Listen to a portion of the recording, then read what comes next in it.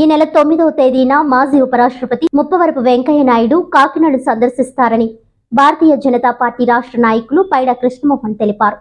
గురువారం ఆయన కాకినాడలో మీడియాతో మాట్లాడుతూ కాకినాడ దంటు కళాక్షేత్రంలో జరిగే తెలుగు మహాసభలకు హాజరవుతారని అన్నారు. అనంతరం పార్టీ నాయకుని స్వగృహం వద్ద ఆత్మీయ కలయిక కార్యక్రమంలో వెంకయ్య నాయుడు పాల్గొంటారని అన్నారు.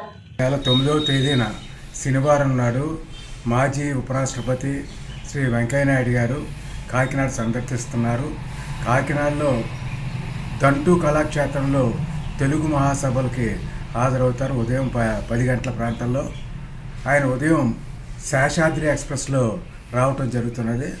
దంటు కళాక్షేత్రం అయిన తర్వాత కార్యకర్త ఇంటి దగ్గరికి వెళ్ళి అక్కడ వచ్చిన ఆత్మీయులతోటి సమావేశం జరిపి మధ్యాహ్నం మళ్ళా 4 మధ్యాహ్నం నుంచి మళ్ళా రాజమండ్రి వెళ్ళి అక్కడి నుంచి హైదరాబాద్ వెళ్ళిపోవటం జరుగుతుంది.